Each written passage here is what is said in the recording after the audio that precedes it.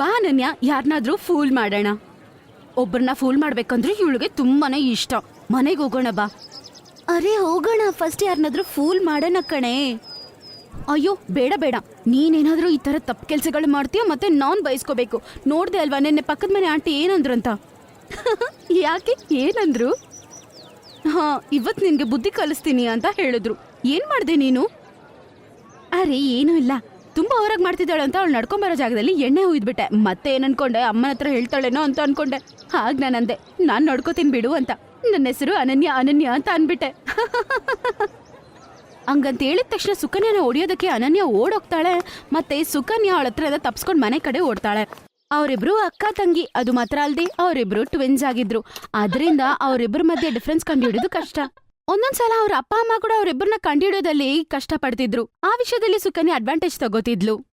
ಅವಳು ಏನಾದ್ರೂ ಒಂದು ಕೆಲಸ ಮಾಡ್ಬಿಡ್ತಿದ್ಲು, ಮತ್ತೆ ಪಾಪ ಅನನ್ಯ ಬಯಸ್ಕೋತಿದ್ಲು. ಅವತ್ತು ಪಾಪ ಮನೆಗೆ ಲೇಟಾಗಿ ಬರೋ ಕಾರಣದಿಂದ ಅನನ್ಯನೇ ಬಯಸ್ಕೋತಾಳೆ. ಸಾಯಂಕಾಲ ಸಂತೋಷನಾ? ಯಾಕಷ್ಟು ಟೆನ್ಷನ್ ತಗೋತೀಯ ಬಿಡು. 1-2 ವರ್ಷದ ನಂತರ ನಮ್ ಮದ್ವೆ ಆಗತ್ತಲ್ವಾ, ನಾನೆಲ್ಲೋ ನೀನೆಲ್ಲೋ. ಸುಕನ್ಯಾ ಸ್ವಲ್ಪ ಸ್ವಲ್ಪ ಕೆಲ್ಸ ಮಾಡೋದ್ರಲ್ಲಿ ಸೋಂಬೇರಿ ಆಗ್ತಿದ್ಲು. ಪಾಪ ಅನನ್ಯ ಮಾತ್ರ ಎಲ್ಲ ಕೆಲ್ಸ ಮಾಡ್ಬೇಕಾಗಿತ್ತು. ಆದ್ರೆ ಅವರ ಹಣೆ ಬರಹ ಅವರಿಬ್ಬರನ್ನು ಬೇರೆ ಮಾಡೇ ಇಲ್ಲ ನೋಡಿ. ಮತ್ತೆ ಅವರಿಬ್ಬರಿಗೂ ಒಂದೇ ಮನೆಯಲ್ಲಿ ಮದ್ವೆ ಆಗ್ಬಿಡುತ್ತೆ. ದೊಡ್ಡವರ ಜೊತೆ ಸುಕನ್ಯಾ ಮತ್ತೆ ಚಿಕ್ಕವರ ಜೊತೆ ಅನನ್ಯ. ಹೀಗಂತ ಅವರಿಬ್ಬರಿಗೂ ಮದ್ವೆ ನಡೆಯುತ್ತೆ. ಅನನ್ಯ ಅಂತೂ ಅಡಿಗೆ ಸೂಪರ್ ಆಗಿ ಮಾಡ್ತಿದ್ಲು, ಆದ್ರೆ ಸುಕನ್ಯಾಗೆ ಅಡಿಗೆ ಮಾಡಕ್ಕೆ ಬರ್ತಿರ್ಲಿಲ್ಲ. ಆಮೇಲೆ ಒಂದಿನ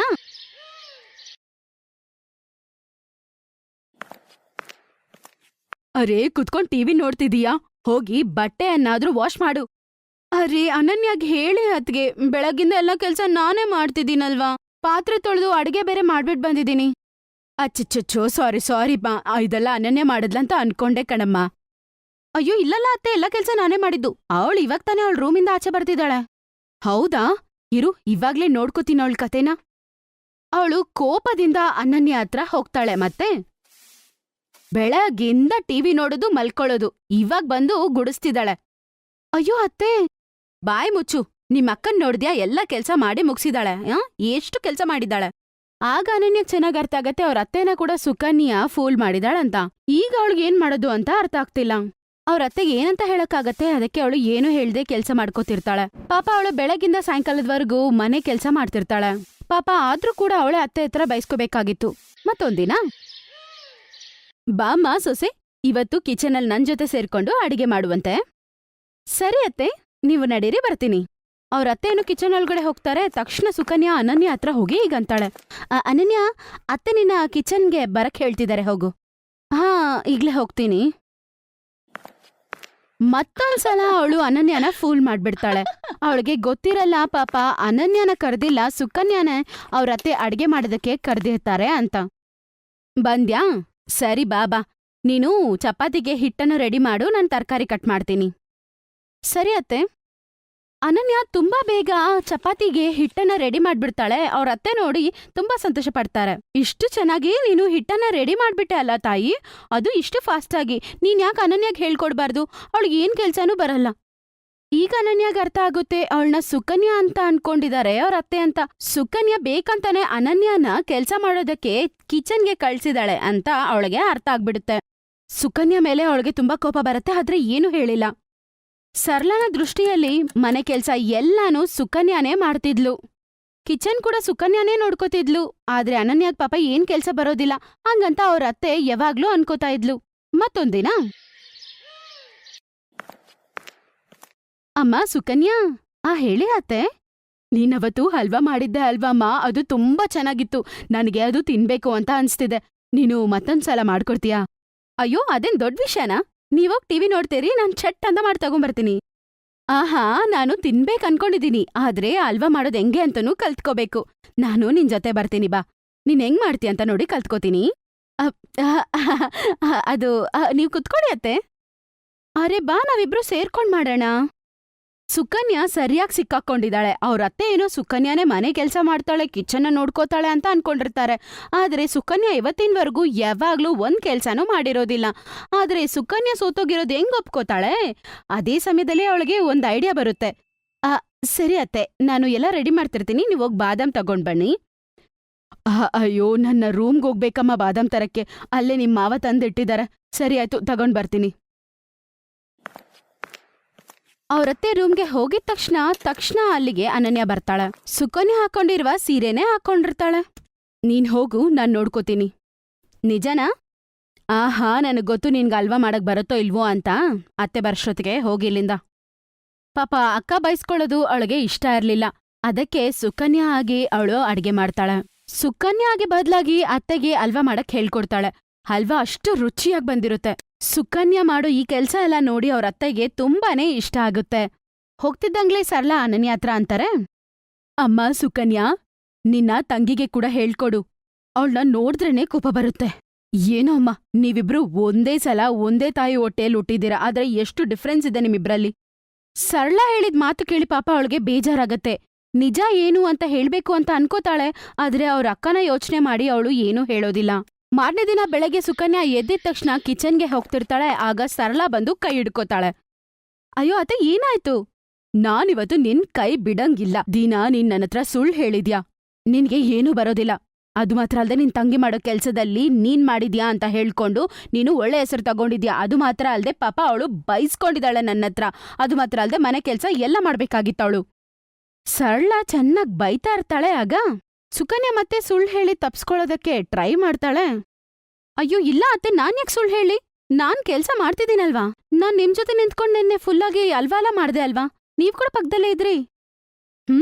ಅಲ್ಲಿದ್ದೆ ಅಲ್ವಾ, ಅದಕ್ಕೆ ನಿಜ ಏನು ಅಂತ ಗೊತ್ತಾಗಿದ್ದು. ನನ್ನೇ ಅಲ್ವಾ ಮಾಡಿ ಹಲ್ವಾ ತೆಗೆದು ಕೆಳಗಡೆ ಇಡುವಾಗ ಕೈ ಸುಟ್ಟೋಯ್ತಲ್ವಾ. ತೋರ್ಸು, ಗಾಯ ತೋರ್ಸು ನೋಡೋಣ, ತೋರ್ಸು. ಸುಕನ್ಯಾ ಕೈ ತೋರ್ಸ್ದೆ ಹಿಂದೆನೆ ಬಚ್ಚಿಟ್ಕೊಂಡಿರ್ತಾಳೆ. ಅವಳು ಸುಳ್ಳು ಹೇಳ್ತಿದ್ದಾಳೆ ಅಂತ ಸರಳಾಗ್ ಗೊತ್ತಾಗತ್ತೆ. ಆಮೇಲೆ ಸರಳಾ ಅಲ್ಲಿಂದ ಬೇರೆ ರೂಮ್ಗೆ ಹೋಗ್ತಾಳೆ. ಅಲ್ಲಿ ಅನನ್ಯ ಕೈಗಾಗಿರೋ ಗಾಯದ ಜೊತೆ ನಿಂತಿರ್ತಾಳೆ.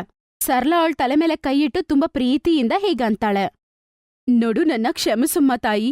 ಆಮೇಲೆ ನೀನ್ ನನ್ಗೆ ಪ್ರಮಾಣ ಮಾಡ್ಬೇಕು. ನಿನ್ನ ಅಕ್ಕನ ಕಾಪಾಡ್ತೀನಂತ. ಮತ್ತೆ ನೀ ಯಾವಾಗ್ಲೂ ಜನ್ಮದಲ್ಲಿ ನೋವು ತಿನ್ಬಾರ್ದು. ನೀನು ಸಂತೋಷವಾಗಿ ಜೀವಿಸ್ಬೇಕು.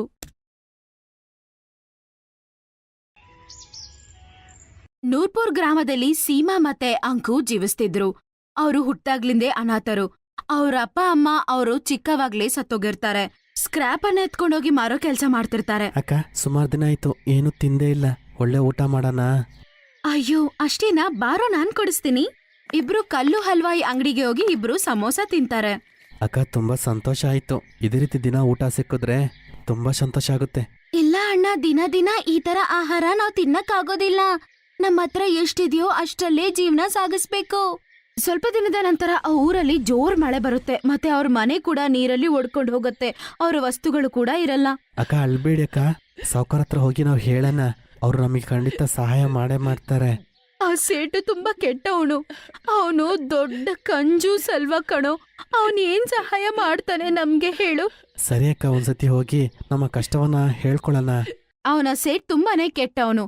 ಯಾವಾಗ್ಲೂ ಪಾಪ ಮಕ್ಕಳಿಗೆ ಕಡಿಮೆ ದುಡ್ಡೇ ಕೊಡ್ತಾ ಇದ್ದ. ಸ್ವಲ್ಪ ತಾದ್ಮೇಲೆ ಅವರಿಬ್ರು ಸೇಟ್ ಮನೆಗೆ ಹೋಗಿ ಸೀಮಾ ಹೀಗಂತಾಳೆ, ಸೇಟ್ಜಿ ಸ್ವಲ್ಪ ದುಡ್ಡು ಬೇಕು, ಊಟ ಮಾಡ್ಬೇಕು. ಮಳೆ ಬಂದು ನಮ್ಮ ಮನೆ ಎಲ್ಲ ಒಡ್ಕೊಂಡೋಯ್ತು. ಅದ್ರಲ್ಲಿರುವ ವಸ್ತುಗಳೆಲ್ಲ ಕೂಡ ಒಡ್ಕೊಂಡೋಗ್ಬಿಡ್ತು. ಅವಾಗ ಸೇಟಿನ ಹೆಂಡತಿ ಊರ್ಮಿಳಾ ಅಲ್ಲಿಗ್ ಬರ್ತಾಳೆ. ಅವಳು ಕೂಡ ತುಂಬಾನೇ ಕೆಟ್ಟವಳು. ಗಿಡದಲ್ಲಿ ಏನಾದ್ರೂ ಬರತ್ತೆ ನಮ್ಮ ದುಡ್ಡು? ಸೇಟಮ್ಮ, ನೀವೇನ್ ಕೆಲ್ಸ ಹೇಳಿದ್ರು ನಾನ್ ಮಾಡ್ತೀನಿ. ದಯವಿಟ್ಟು ದುಡ್ಡು ಕೊಡಿ, ಹಸು ಆಗ್ತಿದೆ ನಮ್ಗೆ. ನಿಮ್ಮ ಅಂಗಡಿ ಮುಂದೆ ಸ್ವಲ್ಪ ಜಾಗ ಇದೆ ಅಲ್ವಾ, ಅಲ್ಲೇ ಇರ್ತೀವಿ ನಾವು. ಸರಿ ಆಯ್ತು ಇರಿ, ಆದ್ರೆ ಅಂಗಡಿ ಮುಂದೆ ಯಾಕೆ? ಇಲ್ಲೇ ಮನೆ ಆಚೆ ವೆರಾಂಡದಲ್ಲಿರಿ.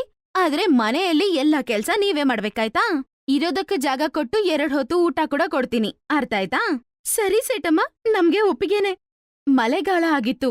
ಅವರಿಬ್ರು ಪಾಪ ವೆರಾಂಡದಲ್ಲೇ ಒಂದು ಬೆಡ್ಶೀಟ್ ಹಾಕೊಂಡು ಪಾಪ ಇಬ್ರು ಮಲ್ಕೋತಾರೆ.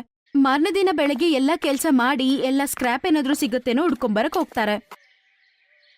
ಅಕ್ಕ, ಯಜಮಾನಿ ಅವರು ಅಡ್ಗೆ ಮಾಡೋ ಅದ್ಭುತ ಸುವಾಸನೆ ಬರ್ತಾ ಇದೆ. ಕಚೋಡಿ ಮಾಡ್ತಾ ಇರ್ಬೇಕನ್ಸುತ್ತೆ. ಇವತ್ತು ಕಚೋಡಿನ ತುಂಬಾ ಚೆನ್ನಾಗಿ ತಿನ್ಬೋದು. ನಾನೇನ್ ಅನ್ಕೋತಿದ್ದೀನಂದ್ರೆ ಬೇಗ ಸ್ವಲ್ಪ ದುಡ್ಡು ಕೂಡಾಕ್ಬೇಕಂತ. ಆಮೇಲೆ ನಮ್ಮ ಗುಡ್ಸಲ್ ನಾವೇ ಕಟ್ಕೋಬಹುದು. ಆಗ ನಿಮ್ಮ ಈ ಅಕ್ಕ ನನ್ ಕೈಯಲ್ಲೇ ಕಚೋಡಿ ಮಾಡಿ ನಿನ್ಗೆ ತಿನ್ನಿಸ್ತೀನಿ. ಸ್ವಲ್ಪ ತಾದ್ಮೇಲೆ ಸೇಟಮ್ಮ ಅವ್ರಿಗೋಸ್ಕರ 4 ರೊಟ್ಟಿ ಮತ್ತೆ ದಾಲ್ ತಗೊಂಡ್ ಬಂದು ಕೊಡ್ತಾಳೆ. ಸೇಟಮ್ಮ, ನೀವು ಕಚೋಡಿ ಮಾಡ್ತಿದ್ರಿ. ಅಂಕು ಪಾಪ ತಿನ್ಬೇಕಂತ ಅನ್ಕೊಂಡಿದ್ದ, ಅಲ್ಲೇ ಕೂತ್ಕೊಂಡಿದ್ದ. ಬಾಯಿ ಮುಚ್ಚು, ಇದು ಧನವಂತರು ತಿನ್ನೋದು, ನಿಮ್ಮಂತ ಜನರು ತಿನ್ನೋದಲ್ಲ. ಬಾಯಿ ಮುಚ್ಕೊಂಡು ಕೊಟ್ಟಿರೋದನ್ನ ತಿಂದು ನಿದ್ದೆ ಮಾಡಿ. ಬೆಳಗ್ಗೆ 4 ಗಂಟೆಗೆ ಎದ್ದು ಇರೋ ಕೆಲ್ಸ ಎಲ್ಲ ಮಾಡ್ಬೇಕು ನೀವು. ಹಂಗಂತೇಳಿ ಸೇಟಮ್ಮ ಹೋಗ್ಬಿಡ್ತಾಳೆ. ಕೆಟ್ಟೋಗಿರೋ ಆಹಾರವನ್ನು ನೋಡಿ ಅವರಿಬ್ರು ಪಾಪ ಅಳ್ತಾರೆ. ಆಗ ಸೀಮಾ ಅಂತಾಳೆ, ನೀನೇನು ಚಿಂತೆ ಮಾಡ್ಬೇಡ ಅಂಕು, ನಿನ್ಗೋಸ್ಕರ ನಾನ್ ಕಚೋಡಿ ಮಾಡ್ಕೊಡ್ತೀನಾಯ್ತಾ. ದಿನ ಪೂರ್ತಿ ಕೆಲ್ಸ ಮಾಡಿ ಹಸುವಾಗಿರುತ್ತೆ, ಆಗ್ಲೂ ಆ ಊಟನ ತಿಂದು ಮಲ್ಕೊಂಡ್ಬಿಡ್ತಾರೆ. ಮಾರನೇ ದಿನ ಬೆಳಗ್ಗೆ ಅವ್ರು ಕೆಲ್ಸ ಮುಗಿಸ್ಕೊಂಡು ಅವರು ಸ್ಕ್ರಾಪ್ ಎತ್ಕೊಂಬರಕ್ಕೆ ಹೋದಾಗ ಮೆರೆಯುತ್ತಿರುವ ಒಂದು ವಸ್ತು ಅವ್ರಿಗೆ ಕಾಣಿಸುತ್ತೆ. ಅಕ್ಕ ಇಲ್ಲಿ ಬನ್ನಿ, ಇದು ಏನಂತ ನೋಡು. ಸೀಮಾ ಅದನ್ನ ಆಚೆ ತೆಗಿತಾಳೆ. ನೋಡಿದ್ರೆ ಅದು ಸುಂದರವಾದ ಒಂದು ಕಡಾಯಿ. ಈ ಕಡಾಯಿ ನಮ್ಗೇನು ಕೆಲ್ಸಕ್ ಬರಲ್ಲ ಕಣೋ, ಆದ್ರೆ ಇದನ್ ಮಾರಿದ್ರೆ ತುಂಬಾ ದುಡ್ಡು ಸಿಗತ್ತೆ ನಮ್ಗೆ. ಆದ್ರೆ ಇದನ್ನ ನಾವು ಮಾರೋದ್ ಬೇಡ. ನಮ್ಮ ಗುಡ್ಸಲ್ ನಾವ್ ಹಾಕೊಂಡ್ಮೇಲೆ ಇದ್ರಲ್ಲಿ ನನ್ನ ತಮ್ಮನಿಗೆ ನಾನು ಕಚೋಡಿ ಮಾಡ್ಕೊಡ್ತೀನಿ. ಅವರಿಬ್ರು ಆ ಕಡಾಯಿನ ಎತ್ಕೊಂಡ್ ಹೋಗ್ಬಿಡ್ತಾರೆ. ಸೀಮಾ ಕೈಯಲ್ಲಿ ಕಡಾಯಿ ಇಟ್ಕೊಂಡು ಹೀಗಂತ ಅಂತಾಳೆ, ಒಂದಿನ ನನ್ನ ತಮ್ಮನಿಗೆ ಇದ್ರಲ್ಲೇ ಕಚೋಡಿ ಮಾಡ್ಕೊಡ್ತೀನಿ. ಅಕ್ಕ ನನ್ನ ಮನಸ್ಸು ಕಚೋರಿ ತಿನ್ಬೇಕಂತ ತುಂಬಾ ಆಸೆ ಆಗ್ತಿದೆ. ಜಾದು ಆದ್ರೆ ಚೆನ್ನಾಗಿರುತ್ತೆ. ಈ ಕಡಾಯಿ ಕಚೋರಿಯಿಂದ ತುಂಬಬೇಕು. ನಂಗಂತಿದ ತಕ್ಷಣ ಆ ಕಡಾಯಲ್ಲಿ ಕಚೋಡಿ ತುಂಬಿ ಬರುತ್ತೆ. ಅವರಿಬ್ರು ಅದನ್ನ ನೋಡಿ ತುಂಬಾ ಶಾಕ್ ಆಗ್ಬಿಡ್ತಾರೆ. ಹಾಗಾದ್ರೆ ಇದು ಮಾಯಾ ಕಡಾಯಿ ಅನ್ಸುತ್ತೆ, ಅದಕ್ಕೆ ಇಷ್ಟು ಮೆರೆಯುತ್ತಾ ಇದೆ. ನಾನೊಂದ್ಸಲ ಹೇಳ್ತೀನಿ, ದೇವರ ದಯೆಯಿಂದ ಒಂದು ಮಾಯೆ ಆಗಿ ಈ ಕಡಾಯಿ ತುಂಬಾ ಚಾಕ್ಲೇಟ್ಸ್ ಬರ್ಬೇಕು. ತಕ್ಷಣ ಆ ಕಡಾಯಲ್ಲಿ ಸ್ವೀಟ್ಸ್ ಬಂದ್ಬಿಡುತ್ತೆ. ಅಕ್ಕ ಇದ್ರಲ್ಲಿ ನಿಜವಾಗ್ಲೂ ಮಿಠಾಯಿ ಬಂದ್ಬಿಡ್ತು.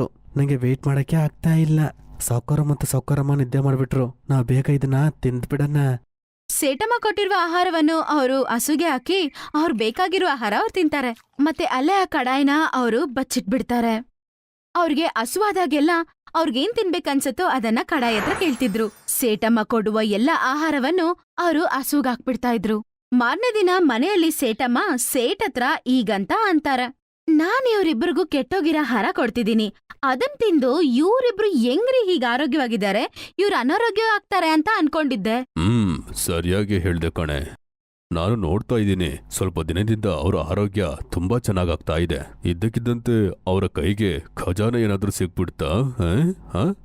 ನೀನು ಅವ್ರನ್ನ ಗಮನಿಸ್ತಾ ಇರೋ. ಆಗ ಸೇಟಮ್ಮ ಅವ್ರನ್ನ ಗಮನಿಸೋದಕ್ಕೆ ಶುರು ಮಾಡ್ತಾಳೆ. ಆಗ ಅವರ ಮಾಯಾ ಕಡಾಯಿ ಬಗ್ಗೆ ಅವಳಿಗೆ ಚೆನ್ನಾಗ್ ಗೊತ್ತಾಗುತ್ತೆ. ತಮ್ಮ, ಇವತ್ತೇನ್ ತಿನ್ಬೇಕನ್ಸುತ್ತೋ ನೀನ್ ಮಾಯಾ ಕಡಾಯಿನ ಕೇಳು. ಜಾದುವಾಗಿ ಕಡಾಯಲ್ಲಿ ಮ್ಯಾಗಿ ಆಗ್ಲಿ. ಹಂಗಂದಿದ ತಕ್ಷಣ ಆ ಕಡಾಯಿ ತುಂಬಾ ಮ್ಯಾಗಿ ಬಂದ್ಬಿಡುತ್ತೆ. ಅವ್ರಿಬ್ರು ಸೇರಿ ಮ್ಯಾಗಿ ಸಂತೋಷವಾಗಿ ತಿಂತಾರೆ.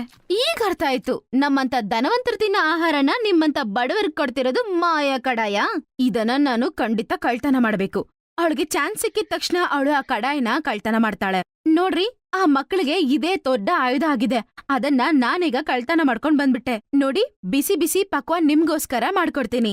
ಏ ಜಾದುವಿ ಕಡಾಯಿ, ನಿನ್ನ ಮಾಯನ್ನು ತೋರ್ಸು, ನಮಗೆ ಬಿಸಿ ಬಿಸಿ ಬಿರಿಯಾನಿ ಕೊಡು. ಅರೆ ವಾ, ಏನಿದು ಅದ್ಭುತ. ಇನ್ನು ಮುಂದೆ ನೀನು ಅಡಿಗೆ ಮಾಡ್ಬೇಕಾದ ಅವಶ್ಯಕತೆನೇ ಇಲ್ಲ. ನಿನ್ನ ಕೆಲಸ ಕೂಡ ಉಳಿಯುತ್ತೆ, ಮತ್ತೆ ಖರ್ಚು ಕೂಡ ಇರಲ್ಲ.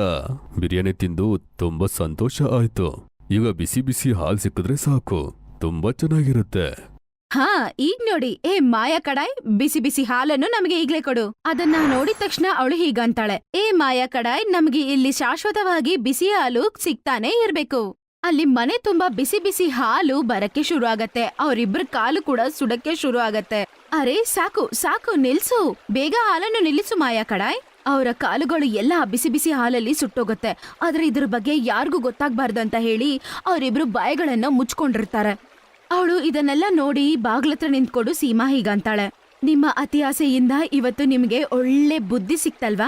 ಇಲ್ಲೊಂದು ಮಾಯೆ ಆಗಿ ಈ ಮನೆ ತುಂಬಾ ತಣ್ಣೀರು ಬರಬೇಕು. ಕಡಾಯಿಂದ ತಣ್ಣೀರ್ ಬರಕ್ಕೆ ಶುರು ಆಗತ್ತೆ. ಅವರಿಬ್ರು ತಪ್ಸ್ಕೋತಾರೆ. ಹೇ ಮಾಯಾ ಕಡಾಯ್, ನೀನು ಎಲ್ಲಿಂದ ಬಂದ್ಯೋ, ನೀನು ಅಲ್ಲಿಗೆ ಹೊಟ್ಟೋಗು. ಸೇಟ್ ಮತ್ತೆ ಸೇಟಮ್ಮ ಅವ್ರು ಮಾಡಿರೋ ತಪ್ಪಿಗೆ ಕ್ಷಮಾಪಣೆ ಕೇಳ್ತಾರೆ. ಮತ್ತೆ ಮಾಯಾ ಕಡಾಯ್ ಶಾಶ್ವತವಾಗಿ ಮಾಯ ಆಗುತ್ತೆ. ನೀನಿಲ್ಲ ಅಂದ್ರೆ ನಾವಿವತ್ ಸತ್ತೋಗ್ಬಿಡ್ತಿದ್ವಿ. ನಮ್ಮ ಪ್ರಾಣನೇ ಕಾಪಾಡ್ಬಿಟ್ಟೆ. ಅದ್ರಿಂದ ಇನ್ಮೇಲೆ ನೀವು ವೆರಾಂಡಾ ಅಲ್ಲಿ ಅಲ್ಲ, ನನ್ ಮನೇಲಿ ನನ್ ಮಕ್ಳಾಗಿ ಜೀವಿಸ್ಬೇಕು. ದಿನ ನಿಮಗೆ ಒಳ್ಳೆ ಒಳ್ಳೆ ಅಡಿಗೆ ಮಾಡ್ಕೊಡ್ತೀನಿ. ಅವತ್ತಿನ ದಿನದಿಂದ ಸೇಟ್ ಮತ್ತೆ ಸೇಟಮ್ಮ ಆ ಮಕ್ಕಳನ್ನ ಅವ್ರ ಮಕ್ಕಳ ತರ ನೋಡ್ಕೋತಾರೆ. ಮತ್ತೆ ಒಳ್ಳೆ ಸ್ಕೂಲಲ್ಲಿ ಅವ್ರಿಗೆ ಅಡ್ಮಿಷನ್ ಕೊಡಿಸ್ತಾರೆ. Best buddies. Hello friends. Thanks for watching this video. अगर आपको ये वीडियो पसंद आया है तो प्लीज लाइक, सब्सक्राइब, कमेंट्स करें इस वीडियो पर, और हाँ, शेयर करना भी ना भूलें। और भी मजेदार वीडियो देखने के लिए नीचे दिए गए बेल आइकॉन को दबाएं। देखते रहिए बेस्ट बडीज।